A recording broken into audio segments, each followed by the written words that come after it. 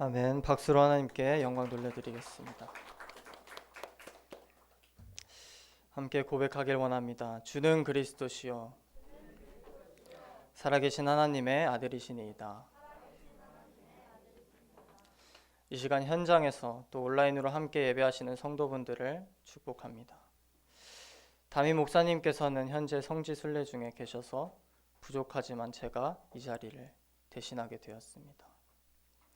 비록 조금도 대신할 수는 없겠지만 하나님께서 성도분들께 말씀을 주실 것이라고 믿고 이 자리에 섰습니다. 목사님께서 교회 단톡방에 성지순례 관련해서 사진과 영상을 쭉 올려주셨더라고요. 그걸 보는데 성경 역사 초기의 현장들로 시작해서 인도받고 계신 그 걸음들이 보였습니다. 저는 제가 그 현장에 있지는 않았지만 그걸 보면서 또 목사님을 위해 기도하면서 그것만으로도 참 가슴이 설레고 감사하다는 생각이 많이 들었어요. 목사님께서 선교 캠프 이후에 또 바로 이어서 성지순례를 가시게 된 만큼 지치지 않고 그 걸음을 끝까지 인도받을 수 있도록 기도해 주시고, 이번뿐만 아니라 목사님께서 중요한 현장에 그렇게 다니실 수 있다는 것이 얼마나 축복된 일인지 임마누엘 성도분들께서도 아시고 항상 기도의 배경이 되어주셨으면 좋겠습니다. 오늘의 말씀의 제목은 질그릇에 담긴 보배, 고린도후서 4장 말씀을 함께 받도록 하겠습니다. 우리가 1절부터 7절까지 함께 합독하여서 봤지만 4장 전체의 내용을 참고하셔서 이 시간 말씀 받으시면 좋겠습니다. 목사님께서 성지순례에 가시면서 제게 강단을 맡기셨어요. 한 주 동안 저는 또 강단을 두고 많은 고민과 기도를 하게 되었습니다. 처음에는 그런 생각이 들었어요. 이번에 선교 캠프를 다녀온 포럼을 해야 하나 그런 생각을 했습니다. 그러나 목사님께서 이미 정확하게 선교 포럼을 해주고 가셨기 때문에 거기에 내가 뭔가 덧붙일 필요가 없다. 뭔가 가감이 있게 된다면 오히려 강단에 대한 손해다라는 생각이 들더라고요. 그렇다면 또 어떻게 내가 인도를 받아야 하나? 목사님께서 교회 강단을 통해서 먼저 사도행전의 말씀을 주셨잖아요. 또 현장에서도 사도행전의 말씀을 선포하셨습니다. 그러면 그 사도행전적인 흐름으로 어떻게 캠프를 인도받았는지 강단에서 심부름을 해야 하나 그런 생각도 들었지만 또 그 부분은 현장에서 직접 말씀을 전달하시고 강단의 흐름을 이끌어 가시는 목사님께서 사실적으로 그렇게 하시는 게 맞다는 생각이 들었습니다. 결국에 그조차도 아니겠구나라는 생각이 들었어요. 그렇다면 나는 이 자리에서 결국에 하나님께서 내게 주신 말씀을 전달하긴 해야 될 텐데 과연 어떤 말씀을 전달하면 좋겠습니까? 하고 다시 기도하면서 질문을 했습니다. 그때 하나님께서 제게 그런 답을 주셨어요. 전달하려는데 목적을 두지 말고 이번 피지 통과 선교 캠프까지 마치고서 내게 남은 것을 한번 들여다봐봐라. 그게 결국 그런데 말씀이더라고요. 기도하면서 준비하는 시작 단계부터 또 중간에 모든 인도받는 과정, 마침 지금까지의 여정을 함께한 많은 말씀이 있었지만 그런 것들을 다 종합하여서 가장 최근까지 제게 묵상하게 하신 말씀이 바로 오늘 우리가 함께 본 고린도후서 4장의 말씀입니다. 적어도 이 단에서의 시간만큼은 주님께서 제 입술과 혀를 주장하시기 때문에 오늘 여러분뿐만 아니라 저도 함께 예배드리고 말씀 받는 시간입니다. 우리가 함께 받을 중요한 말씀을 하나님께서 이 자리에 허락하실 줄을 믿습니다. 서론입니다. 서론을 통해서는 목사님께서 지난주 선교 포럼을 통하여서 우리에게 주신 메시지들을 먼저 우리가 떠올려 봤으면 좋겠습니다. 목사님께서 사도행전 13장의 내용으로 말씀을 주셨는데요. 그에 앞서서 우리가 선교 출발하기 전에 어떤 말씀을 주셨습니까? 선교 캠프의 전환점. 사도행전 16장을 붙잡고 간 이번 선교의 여정에 하나님께서 고난의 행군을 허락하셨다라는 표현을 목사님께서 하셨어요. 15장에 바울이 바나바와 심히 다투어 갈라서게 된 후로 16장에 새로운 선교팀 실라와 디모데와 함께 처음으로 인도를 받게 됩니다. 그런데 어떻습니까? 성령께서 아시아의 말씀을 전하지 못하게 막으시고 또 비두니아로 가는데 예수의 영이 허락하지 아니하셨어요. 그러나 바울이 드로아에서 밤을 맞이할 때 환상이 보여서 결국에 마게도냐로 가게 되잖아요. 그때 바울이 어땠습니까? 성경에 뭐라고 기록이 돼 있나요? 하나님께서 우리를 부르신 줄로 인정했다고 말을 하고 있습니다. 다른 말로 무엇입니까? 바울은 하나님께서 새롭게 여신 길에 순종했다는 것입니다.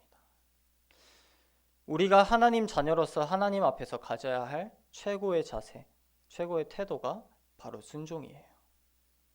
내가 그냥 혼자 신앙생활을 하며 살아갈 때도, 또 교회가 팀이 되어서 중요한 전도와 선교의 현장에 있을 때도 말씀에 순종하려고 힘쓰는 자를 하나님께서는 귀하게 여기시고 쓰신다는 것입니다. 그렇다면 우리가 이 시간에 함께 한번 그런 생각을 해봐야 돼요. 교회의 중요한 시간표들을 말 그대로 전환점을 하나님께서 계속해서 허락하고 계시잖아요. 앞서 말했듯이 먼저 준비하게 될 때, 또 인도받는 과정에 마친 후에, 우리가 캠프로 말하자면 이전 캠프, 본 캠프, 이후에 후속 캠프까지 있잖아요. 이 모든 시간들 속에서 나는 과연 하나님께서 내게 주신 말씀에 얼마만큼 순종하였는가? 우리는 그 부분을 오늘 이 시간 반드시 확인하고 점검을 해봐야 됩니다. 많은 사람들이 내게 뭔가 좋은 일이 생길 때만 하나님을 인정하지, 조금이라도 안 좋은 일이 생기면 하나님을 인정하고 살려고 하지 않아요. 바울처럼 만약에 내가 가는 길이 막혔는데도 나는 하나님을 인정하겠습니까? 제가 이전에 집중훈련을 통해서도 강조했던 말씀이지만 이사야 55장 8절부터 9절, 여호와께서 직접 우리에게 말씀을 하셨잖아요. 내 생각과 너희의 생각이 다르고 길도 다르다. 내 길과 생각은 너희보다 높다. 우리가 생각하는 아무리 최고의 것이라도 하나님의 것에는 절대 미치지 못한다는 말입니다. 우리가 가는 앞으로의 신앙생활의 길에 이 믿음의 바탕이 없으면 조금만 내 유익이 좀 막히고 내가 원하는 대로 안 되면 나는 하나님을 인정하면서 살아갈 수가 없어요. 저는 이번에 목사님의 표현대로 고난의 행군을 동참하면서 그 속에서도 온전히 하나님의 말씀에만 집중하고 인도받으시려고 힘쓰시고 애쓰시고 집중하시는 목사님을 보면서 참 대단하구나 그런 생각을 했습니다. 나라면 절대 저렇게 할 수 없을 텐데 라는 생각을 했어요. 그런데 옆에서 완전히 한 몸처럼 움직이면서 현장에 들어가면서 깨달았습니다. 목사님이 대단하시지만 그게 아니구나. 하나님께서 대단하시구나. 사단과 영적 싸움, 영적 전쟁할 수 있도록 목사님과 함께 하시고 축복하시고 위로하시고 힘주시는 이가 대단하시구나. 그것도 보좌의 축복과 능력으로. 그 배경이 너무나도 대단하니까 목사님의 가는 걸음마다 빛이 비춰지는 거예요. 저는 이번에 그걸 봤습니다. 그리고 수많은 갈등이 있었지만 갈등 속에서도 하나님께서 지키시는 것이 보였어요. 그게 단순히 갈등에서 목사님을 지키신다? 그 정도의 개념이 아니라, 그 정도 수준이 아니라 이 중요한 이번 선교 캠프 자체를 하나님께서 지키고 계시는구나 하는 게 보였습니다. 아무리 사단이 계속 공격을 해서 우리가 만나는 상황이 계속 파국에 치닫더라도 하나님의 절대 계획은 막을 수가 없구나. 우리가 짐도 잃어버리고 아무것도 없는 상태로 가서 갈등 속에서 하나님이 원하시는 것에만 집중하려고 했으니까 어떤 일이 일어나냐? 현장이 가장 먼저 선명하게 보여요. 현장에 우리와의 만남을 기다리고 있는 제자와 렘넌트가 보입니다. 굳이 우리가 고생하면서 그 땅에 가야 될 이유가 뭐가 있겠습니까? 그런데 복음운동 때문에 고난당하고 핍박을 받으면서도 다른 것 아무것도 없이 예수 그리스도 이름의 권세 하나를 붙들고 가니까 진짜 응답인 제자가 확인이 되는 거예요. 그래, 내가 원한다고 해서 갈 수 있는 선교 캠프가 아니다. 이런 고난이 앞으로 계속 있겠구나. 뭔가 역사가 일어나고 응답이 계속 눈에 보일 만큼 있으면 누구든지 선교하겠다고 나서겠죠. 그러나 내가 원하는 것이 아니라 진짜 하나님께서 원하시는 것이 모든 고난과 핍박과 어려움과 문제, 사건 속에 숨겨져 있다. 저는 그걸 발견했어요. 마치 그러는 것 같았어요. 수봉아, 네가 그럼에도 불구하고 계속 전도와 선교를 위해서 현장에 갈 것이냐? 하나님께서 자꾸만 제게 질문하는 것 같았어요. 그러나 바울이 돌로 맞아 죽어가기까지 하면서 복음을 위해서 다시 들어가면서 했던 고백처럼 하나님 나라에 들어가려면 많은 환난을 겪어야 한다는 것을 확인했습니다. 그래야지만 내가 하루를 살아도 그리스도의 빛을 비추는 인생, 캠프 인생을 살아갈 수 있다는 답이 나왔어요. 그로 인해서 바울의 그런 중심, 그런 믿음을 통해서 결국에 디모데 같은 제자가 발견되고 세워지잖아요. 그러나 중요한 것은 나만 이 캠프 인생을 살면 됩니까? 그게 아니겠죠. 교회가 팀이 되어서 함께 가지 못하면 이런 제자 세우는 하나님의 인도를 받는 캠프는 절대로 지속할 수가 없어요. 우리 임마누엘 교회 온 성도가 공동체로 전 세계 살릴 언약을 붙들고 가지 못한다면 237 세계 현장은커녕 내 삶의 현장조차도 우리는 제대로 살릴 수가 없어요. 제가 RTS에서 많은 신학생들, 전도사님들 만나면서 포럼을 하지만 이 어려운 시기와 조건을 두고 계속 선교 캠프 인도받으면서 도전하게 하는 그런 교회가 정말 없습니다. 아무리 규모가 크고 많은 것들이 갖춰져 있고 이름만 들어도 알만한 교회들, 그런데 드러나는 손해를 보면서 도전할 마음이 그들은 더 안 생길 수도 있어요. 오히려 더 가기를 주저할 수도 있습니다. 그러면 우리는 어떻습니까? 우리는 좀 잘 몰라서 바보 같아서 미련해서 우리가 지금 잘못 가고 있습니까? 고린도전서 1장 21절 하나님께서는 전도에 미련한 것으로 믿는 자들을 구원하시기를 기뻐하셨다고 하십니다. 세상의 기준으로 볼 때는 절대 이해가 안 돼요. 그런데 그것이 만약 하나님의 방법이라면 우리가 순종하고 따라갈 때 하나님께서는 반드시 역사하신다는 것입니다.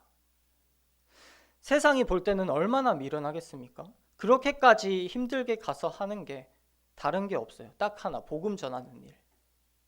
심지어 그 복음의 내용도 그 십자가의 도 자체도 고린도전서 1장 18절 말씀처럼 멸망하는 그들에게는 얼마나 미련하게 보이겠습니까?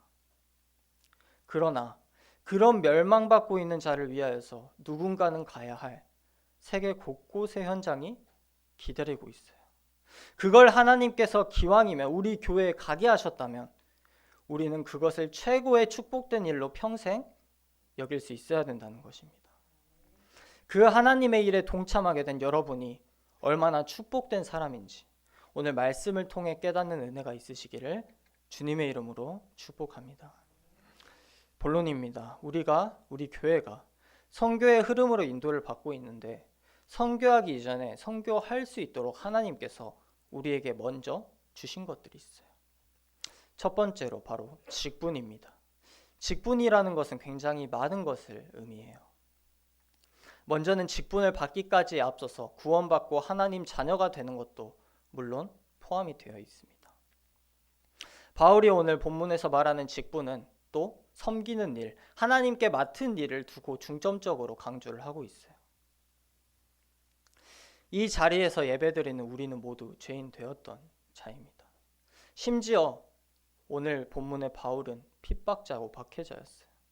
그런데 예수 그리스도를 만나서 복음을 증거하는 사도, 전도자의 일을 맡게 된 것입니다. 나 같은 죄인이 구원을 받은 것도 모자라서 복음을 증거하는 전도자의 대열에 선다는 것이 우리가 생각했을 때 얼마나 놀라운 일입니까? 그 영광스러운 일을 위해서 우리에게 바로 이 직분을 주셨다는 것입니다. 그렇다는 것은 무엇을 뜻합니까? 우리가 직분을 받았다는 것은 장차 복음을 증거하는 일에 있어서 반드시 오게 될 고난과 핍박 속에서도 그 복음 전파하는 일을 주저하지 말고 당연하게 여기면서 가라고 우리에게 미리 허락하신 것입니다. 우리가 조금만 내게 위기가 생기면 겁먹고 어딘가를 갔는데 적이 있으면 도망쳐버리고 내가 원하는 대로 안 되면 포기해버리고 직분이 있다는 것은 복음을 전하러 가는 일에 낙심할 일이 반드시 있으니까 그 모든 것을 보고도 낙심하지 말라는 하나님의 선물이고 위로 그 자체라는 것을 기억하셔야 됩니다. 왜 없겠습니까? 사단이 한 사람 한 사람 붙잡고 끌고 가고 있는데 우리는 그 사람을 상대하는 게 아니라 사단이랑 싸우는 건데 그 비밀을 못 보면 우리도 사람 따라가면서 이랬다 저랬다 갈팡질팡하는 싸움이 돼요. 우리의 씨름은 혈과 육을 상대하는 것이 아니요. 통치자들과 권세들과 이 어둠의 세상 주관자들과 하늘에 있는 악의 영들을 상대함이라. 혈과 육을 따라 살아가면 하나님 나라를 이어받을 수가 없습니다. 썩는 것으로는 썩지 아니하는 것을 유업으로 받을 수 없다고 고린도 전서에서 그렇게 말씀하고 있어요. 그렇다면 혈과 육의 씨름이 아닌 진짜 영적 싸움을 하려면 어떻게 해야 됩니까? 이미 그리스도로 말미암아 우리가 영광스러운 의의 직분을 받게 된 것이기 때문에 이제는 내가 가는 곳마다 복음을 선포하는 일을 위해 먼저 내게 맡겨주신 그 직분에 직무유기를 하지 않으면 돼요. 바울은 이 부분에 어떤 답을 냈습니까? 사도행전 20장 24절에 내가 달려갈 길과 주 예수께 받은 사명 곧 하나님의 은혜의 복음을 증언하는 일을 마치려 하면은 나의 생명조차 조금도 귀한 것으로 여기지 아니하노라. 그렇게 고백했어요. 자신의 생을 건 각오로 바울은 나섰습니다. 그런데 막상 우리는 어떻게 살아가고 있습니까? 생을 걸기는커녕 복음 전하는 일을 부끄럽게 생각하고 있어요. 이 복음이 모든 믿는 자에게 구원을 주시는 하나님의 능력이 된다는 것을 우리가 사실적으로 온전히 믿지 못하면 우리는 그렇게 살아갈 수밖에 없습니다. 이 자리에 계신 성도분들은 절대로 속지 마시길 바랍니다. 왜 우리에게 직분을 주셨습니까? 하나님의 말씀을 따라가면서 오직 진리만을 나타내라는 것입니다. 우리가 그렇기 위해서 무엇을 가져야 되냐? 선한 양심, 전도자의 양심을 가져야 합니다. 말씀까지 혼잡하게 되어버린 이 혼잡한 세상 속에서도 하나님께서 우리 안에 두신 양심을 통해서 진리를 분별할 수 있도록 도우신다는 것입니다. 저는 이번 주에 RTS에서 진행된 리더십 트레이닝 그 집중 훈련을 통해서 이 전도자의 양심에 대해서 한 번 더 생각해 보게 되는 계기가 있었어요. 저희가 9개월 동안 학교에서 전도자 캠프 대회라는 것이 진행이 되었는데 이번 훈련 때 그중 한 전도자 하구의 포럼을 듣게 됐어요. 현장에 대해서 그런 고백을 하더라고요. 자신이 무당에게 가서 복음을 전했는데 그 무당이 복음을 안 받을 줄 알았는데 복음을 받고 1시간 동안 아무것도 하지 않고 그 자리에서 울기만 하더라. 자신이 그 곁에서 한 말이 있었다. 이제 와서 이렇게 늦게 와서 죄송합니다. 이렇게 말했다는 거예요. 저는 정말 현장을 두고 한 영혼을 두고 전도자의 양심이 담긴 고백이다라는 생각을 했어요. 나는 과연 현장과 영혼을 두고 그런 마음이 있는지 이 시간 스스로에게 질문을 해봐야 됩니다. 왜 제가 지금 성도분들께 양심을 말합니까? 이 양심이 세상에서 말하는 좀 찔리는 마음 그런 양심이 절대 아니에요. 날마다 나의 모든 마음과 모든 의도를 감찰하시고 아시는 하나님을 의지하시길 바랍니다. 특히나 시편에서 다윗이 그런 표현을 많이 썼죠. 그 말은 다윗이 날마다 하나님 앞에 섰다는 증거예요. 날마다 매 순간 하나님 앞에 서시길 바랍니다. 그것이 바로 전도자의 선한 양심을 갖는 가장 올바른 방법입니다. 우리가 직분이라고 했을 때 물론 이것 말고도 많은 이유, 직분의 의미들이 있겠지만 오늘은 전도와 선교의 관점으로 내게 주신 직분이 얼마나 중요한 것인지 새롭게 생각을 해보시면서 반드시 언약을 붙잡으시기를 주님의 이름으로 축복합니다. 본론의 두 번째로 하나님의 형상입니다.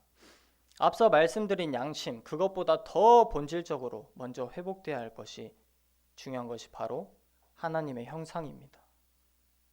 혼잡한 세상에 살아가면서 우리가 진리를 분별하지 못한다면 이 세상의 신인 사단에게 속아서 결국 우리 마음도 혼미하게 되기가 쉽겠죠.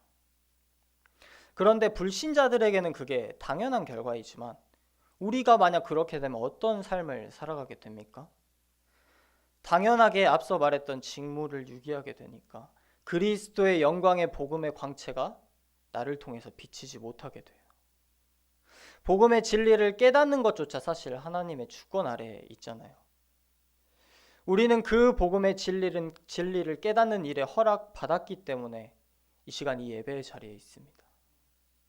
그렇다면 누군가에게는 감추어진 것이 왜 우리에게는 이 시간 드러났을까요? 하나님께서 그리스도의 영광에 참여하라고 우리를 이 시간 예배로 초청하신 거예요. 하나님의 형상은 어떤 것입니까?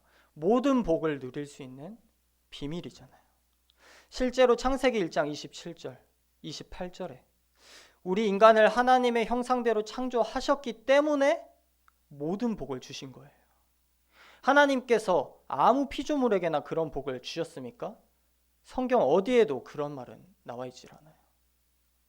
그런데 그 모든 복을 누리는 방법, 하나님의 형상된 것을 최고로 누리는 방법이 무엇입니까? 바로 이 시간에 예배라는 것입니다.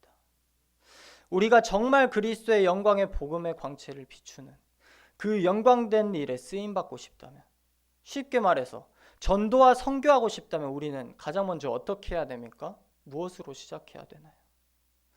바로 오늘 이 자리에서 예배를 통해서 하나님 형상으로서의 복을 회복하고 누리는 것부터 제대로 도전이 돼야 됩니다.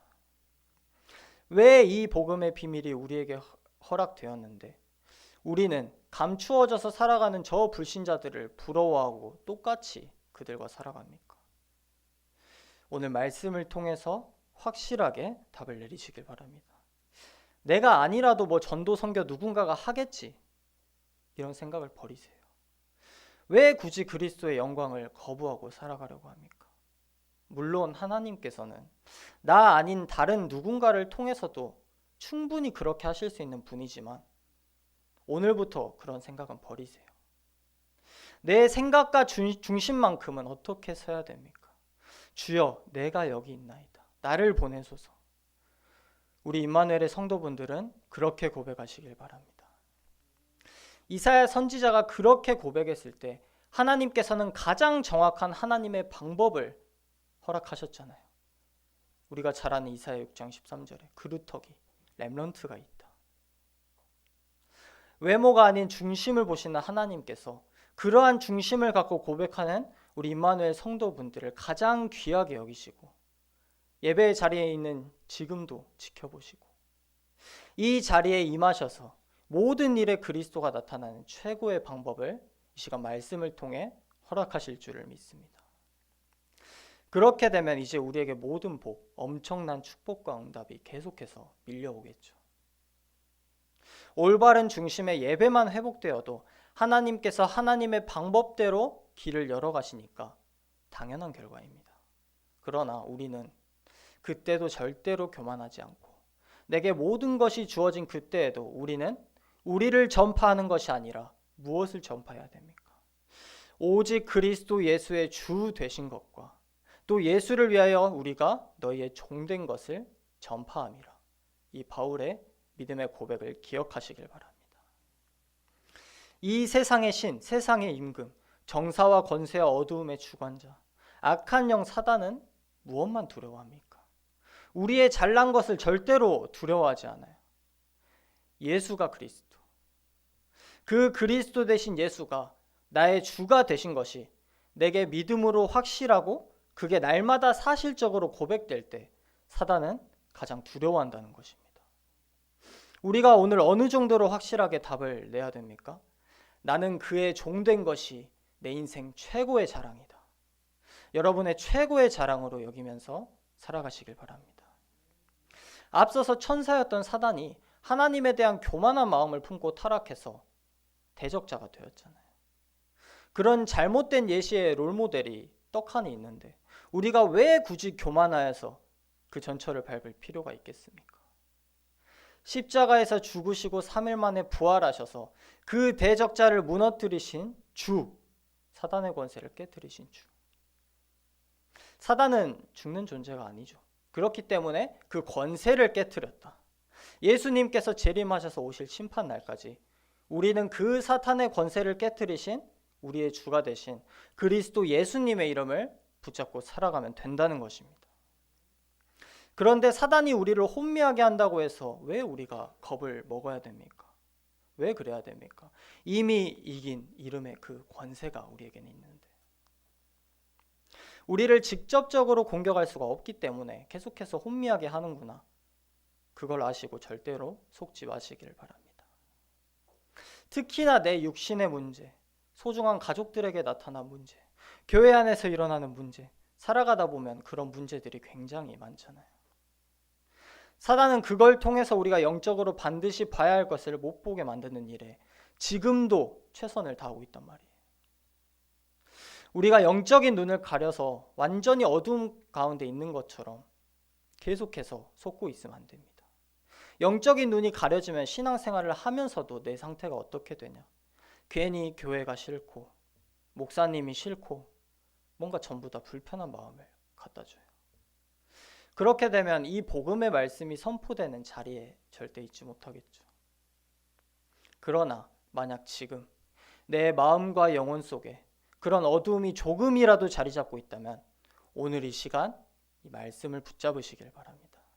창세기 1장 3절에 하나님이 이르시되 빛이 있으라 하시니 빛이 있었고, 그 말씀을 믿고 내 마음과 영혼에 하나님의 말씀의 빛을 이 시간 비춰보세요.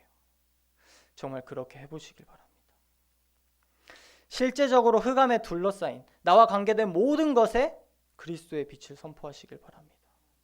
전도와 선교의 올바른 시작은 바로 거기서부터 시작이에요.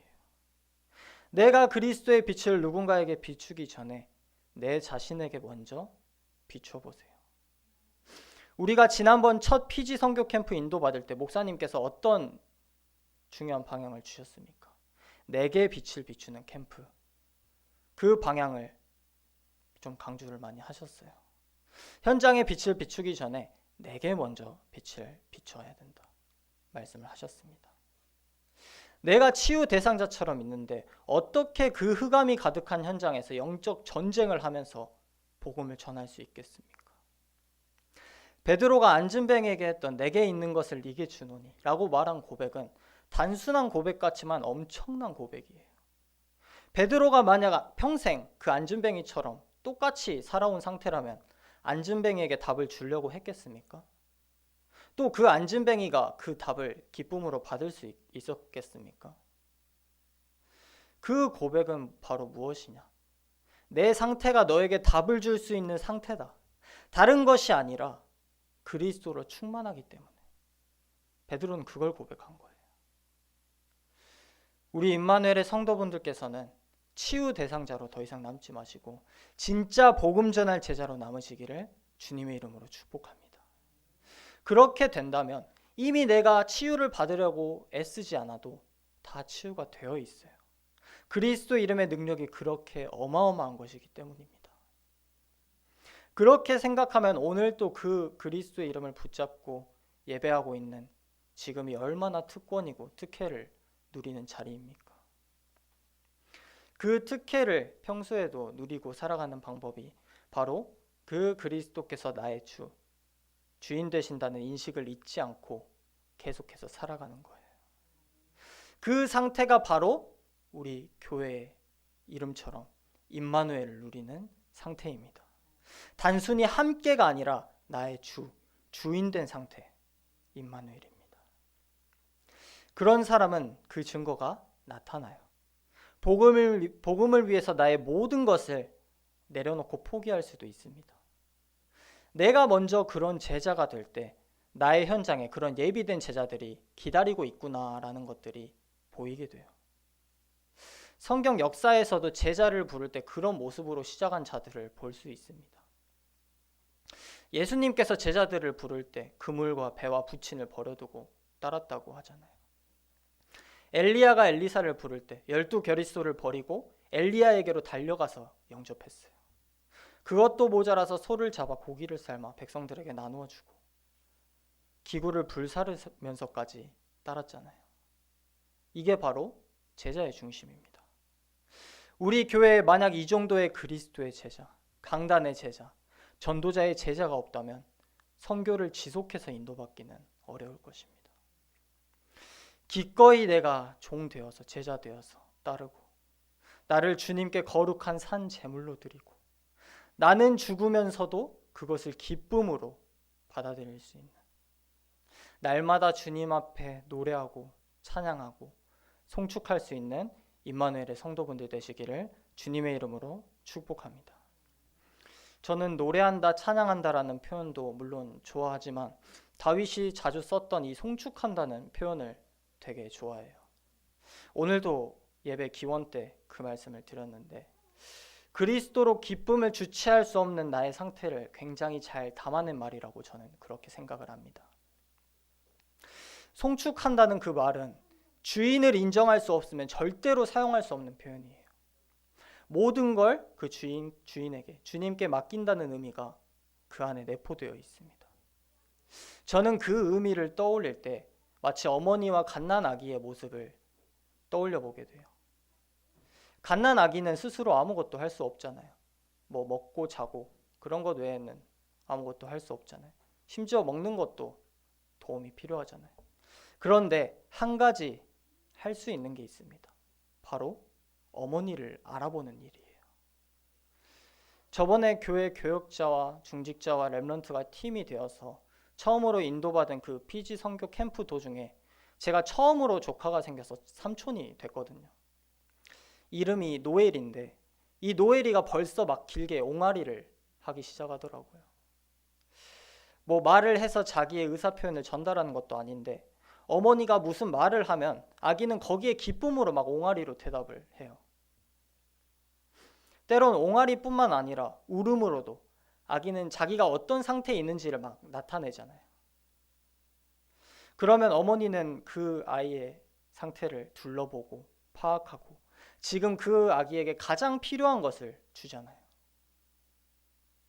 임마누엘 성도분들, 날마다 기쁨으로 여호와를 송축하시길 바랍니다. 교회가 전도와 선교하는데 부족한 게 많으니까 뭔가 어렵고 부담되고 그럴 때일수록 더욱더 기쁨으로 송축하시길 바랍니다.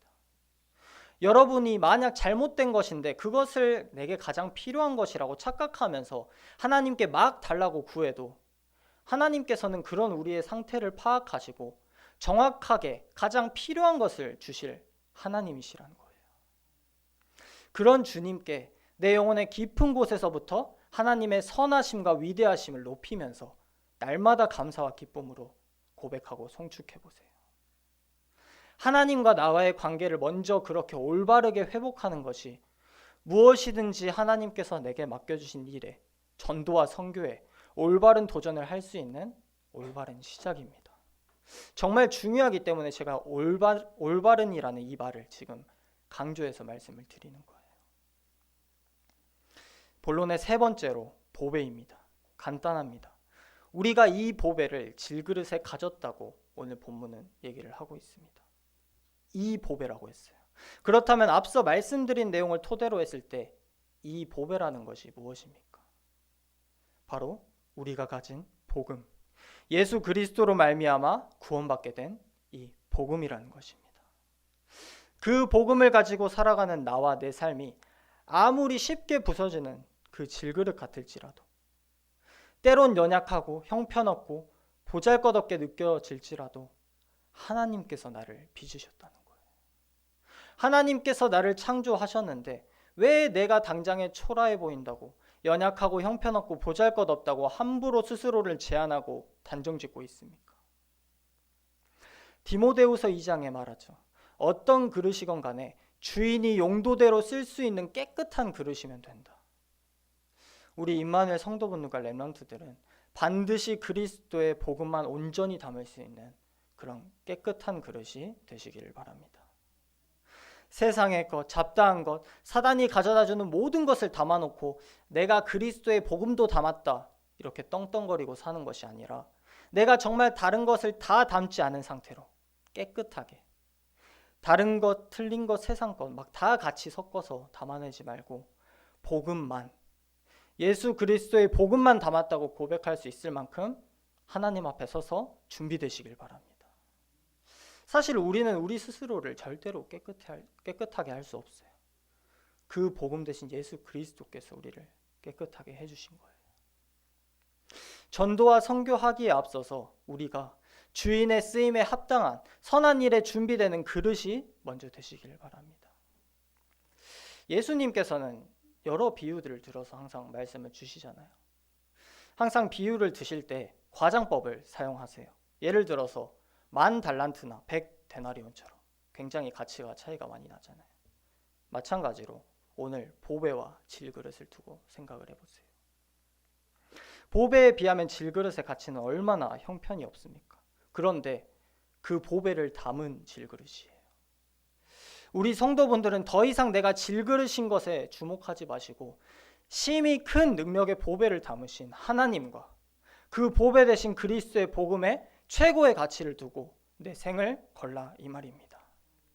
나는 연약하고 한계가 많으나 주님은 그러지 않으십니다. 창조주 하나님, 전능하신 하나님, 절대 주권자 되신 주님께서 오늘 이 예배를 통해서 우리에게 말씀하고 계십니다. 심히 큰 능력은 너희에게 있지 아니하고 하나님께 있다. 나의 상태를 아시고 말씀으로 내게 빛을 비추신 거예요. 저는 앞서 말했듯이 서론에서 말씀드렸듯이 선교를 통해서 목사님을 보면서 그런 생각을 했어요. 목사님께서는 정말 대단하시다. 나는 정말 저렇게 못할 텐데. 그런 제게 이 말씀을 주셨습니다. 그게 아니다. 심히 큰 능력은 나에게 있다. 하나님께서 말씀하셨어요. 저는 그 순간 그 말씀 앞에 완전히 엎드렸어요. 아, 하나님께서만이 영원토록 유일한 영광 받으실 나의 대단하고 놀라운 분이 되십니다. 내가 주님 나타내신 그 복음의 위대함 앞에서 얼마나 질그릇처럼 무가치한 존재입니까, 주님? 그런데 나는 지금 그 보배를 담고 있고 그것도 모자라서 누군가의 질그릇에 그 보배를 담아주는 역할을 심부름하고 있어요. 제가 감히 어떻게 그런 역할을 맡겠습니까? 주님 앞에서. 제가 보기에 저 사람은 나보다 훨씬 뛰어난 금그릇 같고 은그릇 같고 나무그릇 같은데 저만 질그릇 같은 거예요.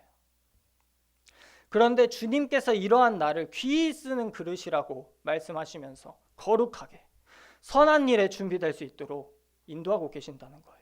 그 사실이 얼마나 감사합니까? 저는 그 감사 속에서 그렇게 결단했어요. 완전하신 복음의 능력은 오직 주님께만 있습니다.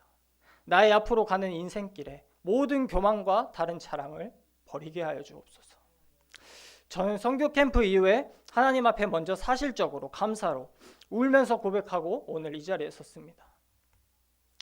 단순히 제 고백이 아니라 오늘 예배를 통해서 선포되는 말씀을 통해서 우리 임마누엘 성도분들 모든 가족 식구분들의 하나님 앞에서의 그런 고백으로 오늘 말씀이 전달되기를 주님의 이름으로 축복합니다. 결론입니다. 오늘 주님 앞에 그런 사실적인 고백으로 선 우리에게 하나님께서는 무엇을 허락하신다고 약속을 하십니까? 8절부터 우리가 사방으로 우겨쌈을 당하여도 쌓이지 아니하며 답답한 일을 당하여도 낙심하지 아니하며 박해를 받아도 버림받지 아니하며 거꾸러뜨림을 당하여도 망하지 아니하고 내가 이러한 모든 일을 당할지라도 이 모든 것을 통해서 내 안에 예수 그리스도의 생명이 나타날 것이다. 우리는 모든 전도와 선교의 여정에 고난의 행군이 기다리고 있을지라도 이 이유를 붙잡고 가야 됩니다. 우리가 항상 예수의 죽음을 몸에 짊어지고 살아가야 하기 때문에 우리가 상상한 것 이상으로 매 순간이 정말 힘들고 고달플지도 몰라요. 그러나 능력이 심히 크신 주님께서 날마다 우리를 보호하고 계십니다. 만약 그리 아니하실지라도 우리는 그 길을 가야만 됩니다. 왜냐? 예수님께서 먼저 보여주신 사랑의 길이기 때문에. 예수님께서도 십자가의 모든 고난을 당하셨지만 부활하셔서 영광스러운 모습으로 우리 앞에 나타나시고 하나님의 나라의 일을 말씀하시고 승천하셨잖아요. 만약 그런 고난이 우리에게 반복되더라도 결국에 무엇이 남게 되는 걸 증명하셨습니까? 예수 그리스도의 생명이라는 것입니다. 그걸 먼저 예수님께서 나타내셨어요. 오늘 이 본문을 고백하는 전도자 바울은 이것을 직접 경험했습니다. 자신이 전도 현장에서 겪었던 모든 일을 토대로 지금 이 고린도후서 말씀을 전달하고 있는 거예요. 바울같이 세상의 모든 뛰어난 조건을 다 갖춘 그 대단한 전도자도 내가 복음 앞에 질그릇이란 사실을 고백했어요. 하물며 바울도 그런데 우리가 가는 이 고난길이 얼마나 우리에겐 더 고통스럽겠습니까? 그러나 그런 질그릇 같은 나를 통해서 예수 그리스도를 나타내실 하나님의 때를 소망하고 기꺼이 인내하면서 하루하루를 기쁨으로 맞이하시기를 바랍니다. 내게 힘든 일이 있다. 진짜 축복과 응답이 기다리고 있다. 그렇게 생각하세요. 그게 맹목적인 것이 아니라 먼저 보이신 예수 그리스도의 고난 이후에 생명의 승리가 우리에게 있다는 사실을 절대로 잊지 마시길 바랍니다. 그 그리스도의 승리의 증거가 무엇입니까? 오늘 또 여러분께서 바로 이 자리에서 예배를 드린다는 사실이에요. 지금 또 이 말씀을 통하여서 그리스도께서 승리하셨다는 그 사실에 대해서 우리에게 다시 한번 최고의 믿음과 확신을 주고 계신다는 것입니다. 이제 우리에게 남은 것은 무엇입니까? 그 놀라운 비밀, 그 사실을 가는 곳마다 전도와 선교로 전파하는 일입니다.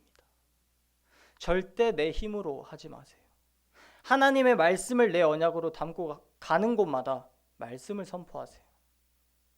우리 임마누엘의 성도분들을 통해 하나님의 음성을 듣게 될 누군가가 오늘도 저 죽어가는 시급한 현장에서 기다리고 있다는 사실을 기억하시길 바랍니다.